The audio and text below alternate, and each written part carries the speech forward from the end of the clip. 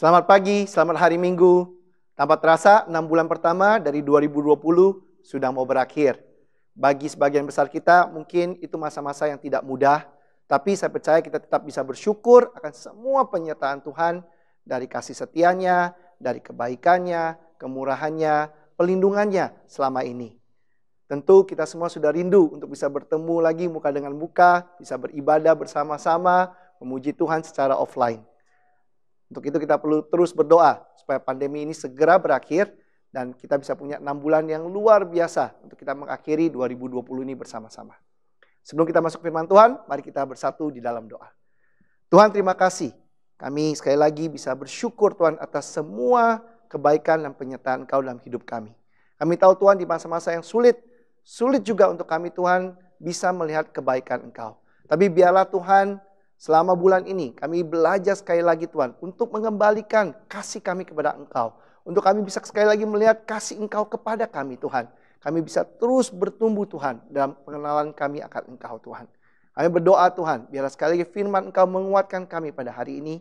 Dan biarlah Engkau sendiri Tuhan, melalui roh Engkau menyertai hamba-Mu Tuhan yang akan membawakan firman pada hari ini. Terima kasih ya Tuhan, kami serahkan semua dalam tangan Engkau. Hanya dalam nama Yesus kami telah berdoa dan mengucap syukur. Amin. Di bulan Juni kita sudah belajar bersama-sama sebagai satu jemaat. Artinya mengembalikan pengabdian kita pada masa muda kita. The devotion of our youth. Atau kita mau kembalikan lagi kasih mula-mula kita kepada Tuhan. Dari buku Yeremia yang kita sudah pelajari bersama-sama, kita bisa sama-sama melihat dan juga bisa merasakan sebenarnya hatinya Tuhan di sana. Bagaimana Tuhan sangat-sangat mengasihi bangsa Israel. Walaupun bangsa Israel sudah begitu bebal ya dan begitu sering mengecewakan Tuhan dan begitu banyak dosanya terhadap Tuhan, Tuhan tetap berharap mereka bisa berbalik kepada Dia. Selama 40 tahun, Yeremia terus berbicara kepada kerajaan Yehuda, memperingati mereka, tetapi mereka nggak peduli. Walaupun menyakitkan hati Tuhan, akhirnya bangsa Israel harus dieksil, harus dibuang ke tanah Babilonia, dan Yerusalem harus dihancurkan. Dengan harapan supaya bangsa Yehuda itu bisa kembali dimurnikan dan berbalik kepada Tuhan. Bayangkan menjadi Yeremia harus menyaksikan kota Yerusalem dihancurkan.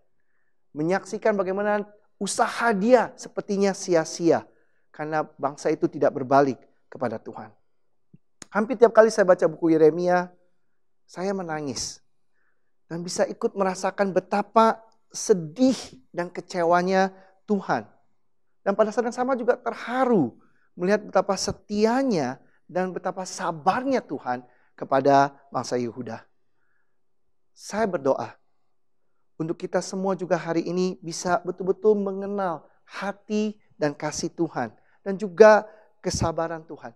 Dan juga karakter Tuhan yang lain melalui buku Yeremia.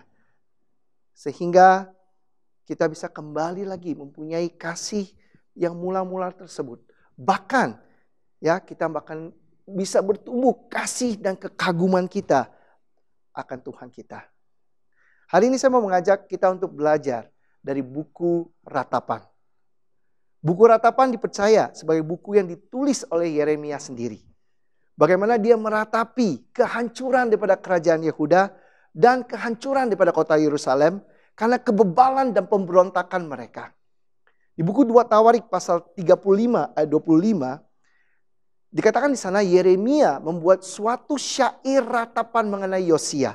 Dan sampai sekarang ini semua penyanyi laki-laki dan penyanyi perempuan menyanyikan syair-syair ratapan mengenai Yosia. Dan mereka jadikan itu suatu kebiasaan di Israel. Semuanya itu tertulis dalam syair-syair ratapan. Mengapa disebut syair? Karena buku Ratapan ditulis dengan sangat indah dan sangat dalam. Walaupun buku Ratapan sepertinya sebuah curahan hati, kesedihan yang dalam daripada Yeremia. Buku Ratapan terdiri hanya 5 pasal. Kenapa saya bilang indah? Bayangkan pasal 1, pasal 2, dan pasal 4 terdiri dari 22 ayat masing-masing. Dan setiap ayatnya itu dimulai dengan abjad atau alfabet orang Yahudi yang berurutan. Yaitu dari Alef sampai dengan Tau. Seperti alfabet kita saat ini. A to Z, A to Z. Ya, tapi mereka menggunakan alfabet dari orang Yahudi. Alef sampai dengan Tau. Di pasal 3 ada 66 ayat yang isinya adalah 22 paragraf, yang masing-masing paragraf isinya 3 ayat. 22 kali 3 jadi 66. Dan setiap paragraf itu juga dimulai dengan abjad atau alfabet dari orang Yahudi. Alef sampai dengan Tau. Bayangkan, betul-betul ini ditulis seperti sebuah syair. Sama mungkin perbandingan dengan Mazmur 119. Ada 176 ayat di sana. Dibagi menjadi 22 paragraf. Dan masing-masing paragraf isinya 8 ayat. Dan setiap paragraf dimulai kembali lagi dengan abjad dan alfabet daripada bangsa Yahudi itu sendiri. Hanya di pasal 5 saja tidak ditulis dengan syair. Walaupun juga berisi 22 ayat. Sampai kita melihat betapa indahnya buku ratapan itu sendiri. Nah, mengapa kita mau mempelajari buku ratapan? Karena sangat mudah hari ini, brother sisters, Bapak Ibu yang saya kasihi, kita kehilangan kasih kita kepada Tuhan kita. Waktu kita mengalami masa-masa sulit dalam kehidupan kita. Mudah untuk kita merasa bahwa Tuhan tidak lagi mengasihi kita. Saya berdoa, dengan kita mempelajari buku ratapan hari ini, kita tetap bisa melihat kasih Tuhan dalam hidup kita, terlepas daripada segala situasi kita. Mari kita sama-sama membaca buku ratapan. Kita mulai dari pasal yang pertama. Ayat yang pertama. Ah, betapa terpencilnya kota itu, yang dahulu ramai. Laksana seorang jandala ia, yang dahulu agung di antara bangsa-bangsa. Yang dahulu ratu di antara kota-kota, sekarang menjadi jajahan. Pada malam hari terseduh-seduh ia menangis. Air matanya bercucuran di pipi dan semua kekasihnya. Tak ada seorang pun yang menghibur dia. Semua temannya mengkhianatinya. Mereka menjadi seterunya. Yehuda telah ditinggalkan penduduknya karena sengsara dan karena perbudakan yang berat. Ia ditinggal di tengah-tengah bangsa-bangsa, namun tidak mendapatkan ketentraman. Siapa saja yang menyerang dapat memasukinya pada saat ia terdesak. Jalan-jalan ke Sion diliputi duka cita karena pengunjung-pengunjung perayaan tiada. Sunyi senyaplah segala pintu gerbangnya. Berkeluh kesahlah imam-imamnya. Bersedih pedih darah-darahnya. Dan ia sendiri pilu hatinya. Lawan-lawan menguasainya. Seteru-seteru berbahagia. Sungguh Tuhan membuatnya merana. Karena banyak pelanggarannya. Kanak-kanaknya berjalan di depan lawan sebagai tawanan. Lenyaplah dari putri Sion segala kemuliaannya. Pemimpin-pemimpinnya bagian rusa yang tidak menemukan padang rumput. Mereka berjalan tanpa daya. Dan di depan yang mengejarnya. Nabi Yeremia meratapi apa yang terjadi dengan bangsa Yehuda. Bagaimana bangsa yang besar, agung bagaikan ratu, penuh kemuliaan, sekarang hancur dan menjadi sangat sepi. Pada saat seperti ini gampang sekali kita menilai bahwa Tuhan itu kejam dan tidak berbelas kasihan. Karena kita hanya membaca kondisi yang ada. Tapi sebenarnya kalau kita pelajari lebih dalam, itu bukanlah kehendak Tuhan. Tuhan memberikan pilihan kepada bangsa Israel. Bagaimana mereka bisa hidup sesudah Tuhan membuat mereka menjadi bangsa yang besar. Membebaskan mereka dari Mesir dan memberikan mereka tanah perjanjian. Kalau kita ambil waktu mempelajari seluruh imamat pasal 26 dan juga ulangan pasal 28, kita bisa melihat pilihan-pilihan yang Tuhan berikan kepada bangsa tersebut. Hal yang pertama yang saya mau ajak kita semua di sini terus ingat bahwa Tuhan adalah Tuhan yang memberikan pilihan kepada kita. Tuhan yang memberikan choices kepada kita. Pilihan seperti apa yang Tuhan berikan kepada bangsa Israel? Di Imamat pasal 26 ayat 3 sampai dengan 4. Jikalau kamu hidup menurut ketetapanku dan tetap berpegang pada perintahku serta melakukannya, maka aku akan memberi kamu hujan pada masanya, sehingga tanah itu memberi hasilnya, dan pohon-pohonan di ladangmu akan memberi buahnya. Ayat 5 dan 6. Lamanya musim mengirik bagimu akan sampai kepada musim memetik buah anggur. Dan lamanya musim memetik buah anggur akan sampai kepada musim menabur. Kamu akan makan makananmu sampai kenyang. Dan diam di negerimu dengan aman dan tentram. Aku akan memberi damai sejahtera di dalam negeri itu. Sehingga kamu akan berbaring dengan tidak dikejutkan oleh apapun.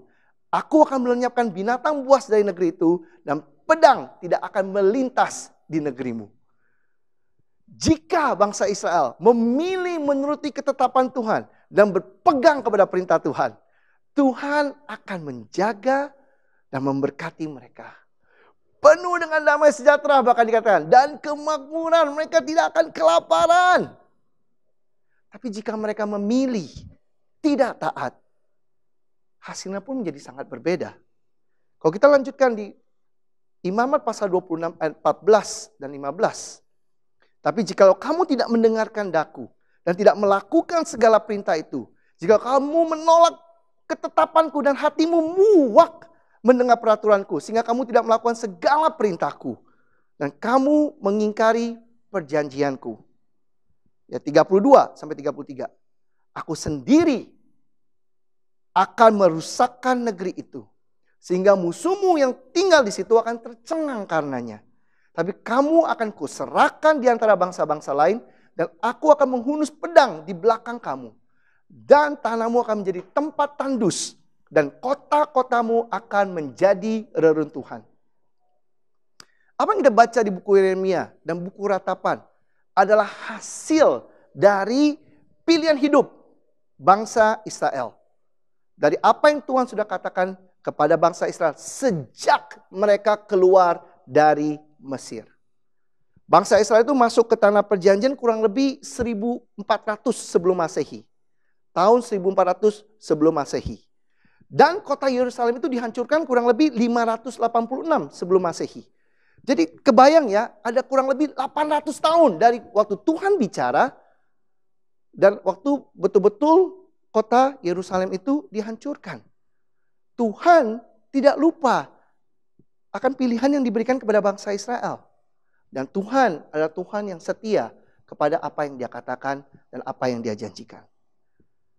Di Ratapan pasal 1 ayat 18 dikatakan, Tuhanlah yang benar, karena aku telah memberontak terhadap firman-Nya. Saya ulangi sekali lagi.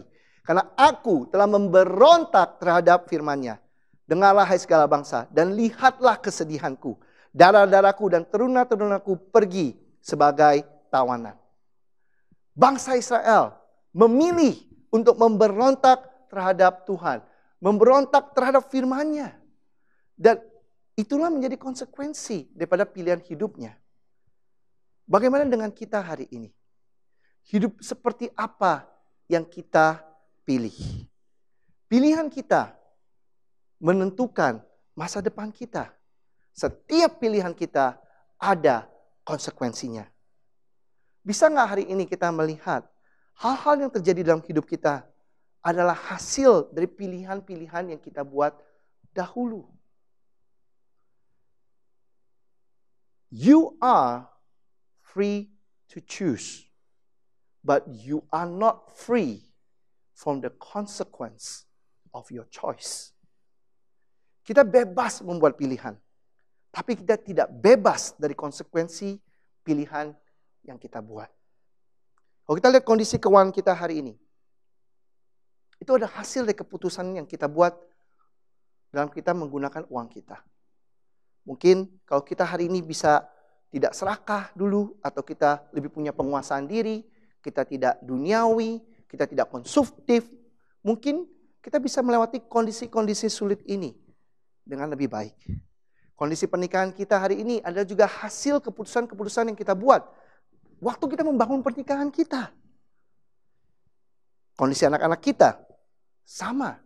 Itu adalah hasil daripada keputusan-keputusan kita dalam kita melakukan parenting kita. Saya pribadi tidak percaya hari ini ada yang namanya problem kids. Yang ada adalah problem in parenting. Sebenarnya bukan anak kita diberikan anak yang bandel atau anak yang sulit, anak yang problematik, enggak. Tetapi cara kita parenting yang membuat anak kita menjadi anak yang problematik. Nilai sekolah kita, bagi kita yang di teens dan di kampus, ya itu adalah hasil daripada apa yang kita pilih. Kita malaskah atau kita rajinkah? Tentu hasilnya akan menjadi sangat berbeda. Kondisi yang kita jalani hari ini adalah hasil daripada pilihan hidup kita. Tuhan sebenarnya sangat ingin memberkati hidup kita. Tuhan sebenarnya sangat ingin kita berhasil. Tapi kita harus memilih hidup dalam rancangannya dan ketetapannya. Tuhan adalah Tuhan yang memberikan pilihan buat kita. Hari ini adalah tanggung jawab kita untuk memilih yang benar. Itu yang akan membuat perbedaan di dalam kehidupan kita. Pertanyaannya hari ini, bagaimana jika kita telah membuat banyak pilihan yang salah? Hal yang kedua, saya mau kita mengenal Tuhan kita sebagai Tuhan yang memberikan kesempatan. God that gives chances. Di Ratapan pasal 3 ayat 22 sampai 24. Tak berkesudahan kasih setia Tuhan. Tak habis-habisnya rahmatnya. Selalu baru tiap pagi. Besar kesetiaanmu. Tuhan adalah bagianku, kata jiwaku. Oleh sebab itu, aku berharap kepadanya. Tuhan katakan dia adalah Tuhan yang setia. Tuhan yang punya rahmat yang tidak ada habis-habisnya. Tuhan yang bilang bahwa rahmatnya itu baru setiap pagi. Itulah Tuhan yang kita punya. Jika kasih setia Tuhan itu tidak berkesudahan dan rahmatnya itu gak pernah habis dan baru setiap pagi, mungkin pertanyaan kita adalah mengapa bangsa Israel bisa begitu terpuruk? Yang saya mau katakan adalah begini. Bukan Tuhan tidak mengasihi bangsa Israel. Tetapi bangsa Israel menyia-nyiakan kesempatan demi kesempatan yang Tuhan berikan kepada mereka. Dan mereka tidak memilih untuk berbalik kepada Tuhan. Tetapi terus melakukan apa yang jahat di mata Tuhan. Saya mau ajak kita sini mengambil waktu untuk mempelajari Imamat pasal 26 sedikit lebih dalam. Sangat menarik kalau kita pelajari apa yang ditulis di sana. Berapa banyak kesempatan yang Tuhan berikan untuk bangsa Israel bisa berbalik. Supaya Tuhan bisa memulihkan mereka setelah mereka didisiplinkan. Tapi bangsa Israel tetap bisa pilih untuk sia-siakan kesempatan itu. Dan terus melakukan hal yang bertentangan dengan apa yang Tuhan mau. Menarik, dikatakan di Imamat 26 ayat 18. Ketika bangsa Israel sudah didisiplinkan. Di ayat 18 dikatakan demikian. Dan jikalau kamu dalam keadaan yang demikian pun tidak mendengarkan aku. Maka aku akan lebih keras menghajar kamu sampai 7 kali lipat karena dosamu. Bayangkan, udah didisiplinkan tapi tidak mau berbalik. Tuhan bilang, saya mau gak mau harus disiplinkan kamu 7 kali. Nah, kita pikir akan berhenti di sana. Kita lihat di ayat 21. Jikalau hidupmu tetap bertentangan dengan daku dan kamu tidak mau mendengarkan daku, maka aku akan makin menambah hukuman atasmu sampai 7 kali lipat setimpal dengan dosamu. Berhenti di sana? Belum. Ayat 23-24. Jikalau kamu dalam keadaan yang demikian pun tidak mau kuajar dan hidupmu tetap bertentangan dengan daku, maka aku pun akan bertindak melawan kamu dan aku sendiri akan menghukum kamu 7 kali lipat karena dosamu. Sudah selesai? Belum.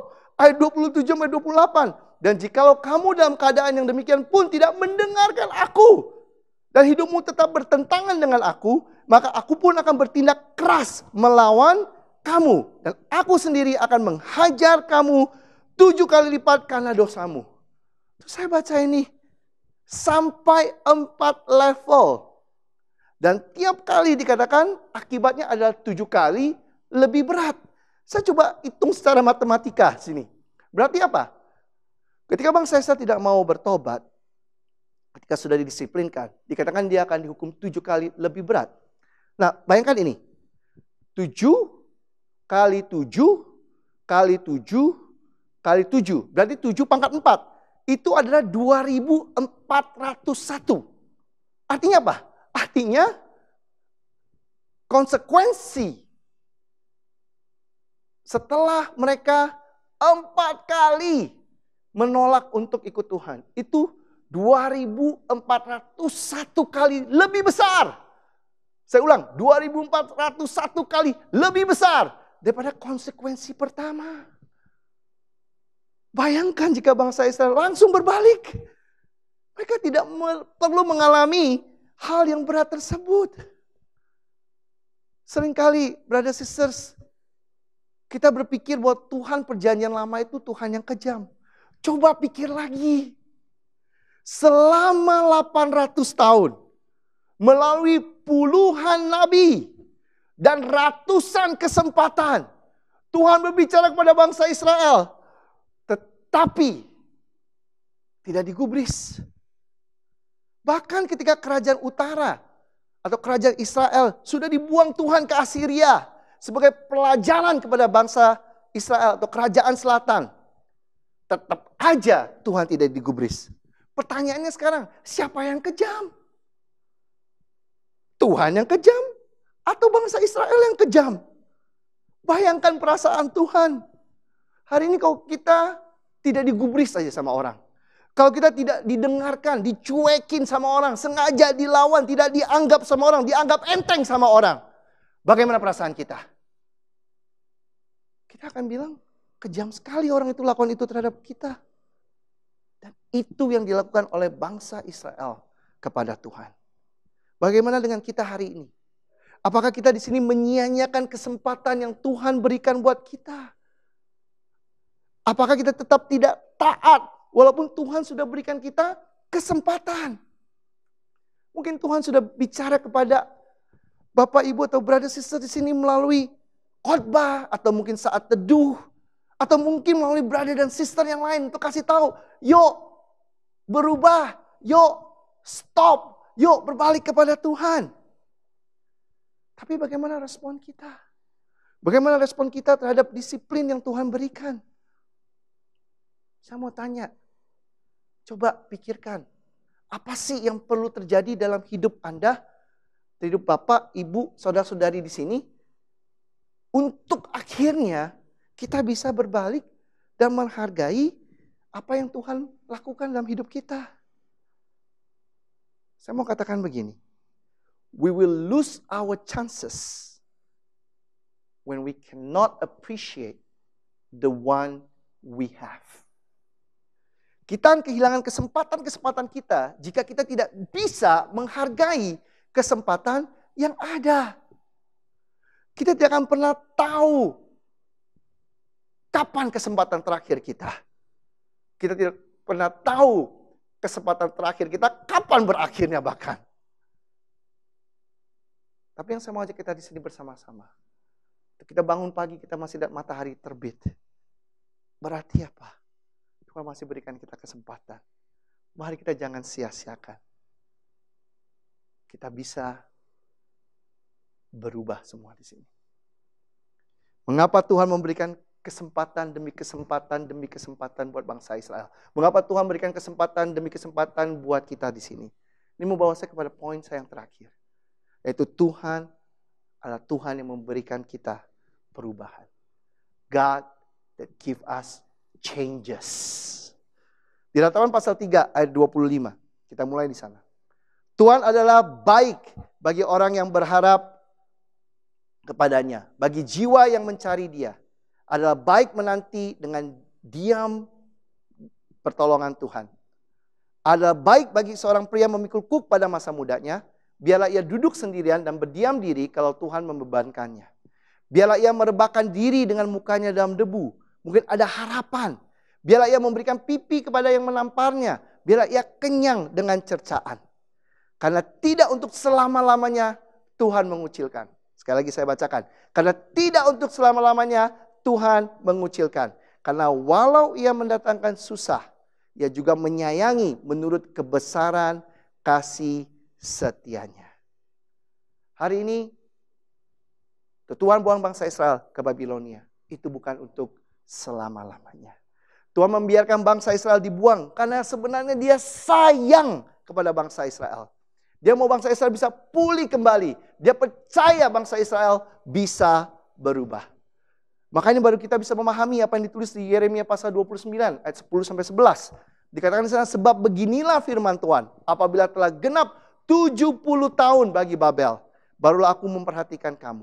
Aku akan menepati janjiku itu kepadamu dan mengembalikan kamu ke tempat ini. Sebab aku ini mengetahui rancangan-rancangan apa yang ada padaku mengenai kamu. Demikianlah firman Tuhan.